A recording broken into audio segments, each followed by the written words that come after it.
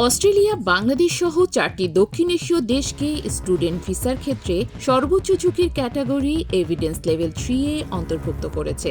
বাংলাদেশ, ভারত, নেপাল ও ভুটানকে এই তালিকায় রাখার কারণ হিসেবে উল্লেখ করা হয়েছে জালিয়াতি ও অনিয়মের আশঙ্কা, যাকে অস্ট্রেলিয়া সরকার বলছে ইমার্জিং ইন্টিগ্রিটি ইস্যু।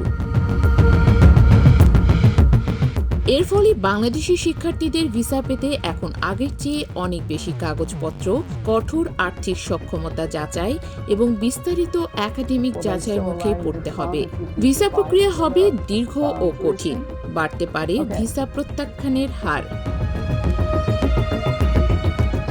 অস্ট্রেলিয়ার সাবেক অভিবাসন কর্মকর্তা আবুল রিজভী এই সিদ্ধান্তকে অস্বাভাবিক ও সময়ের বাইরে নেওয়া পদক্ষেপ বলে মন্তব্য করেছেন। বিশেষজ্ঞদের মতে, সাম্প্রতিক সময়ে ভুয়া ডিগ্রি ও আর্থিক নথির ঘটনা বৃদ্ধি এই কঠোরতার মূল কারণ। অস্ট্রেলিয়া সরকার বলছে, এই সিদ্ধান্তের উদ্দেশ্য হল প্রকৃত শিক্ষার্থীদের সুরক্ষা এবং দেশটির আন্তর্জাতিক শিক্ষা ব্যবস্থার বিশ্বাসযোগ্যতা বজায় রাখা। তবে নতুন নিয়মে সবচেয়ে বেশি প্রভাব পড়বে বাংলাদেশি শিক্ষার্থীদের ওপর, কারণ 4 দেশের মধ্যে বাংলাদেশের অবনমনকেই সবচেয়ে বড় বলে মনে করা হচ্ছে।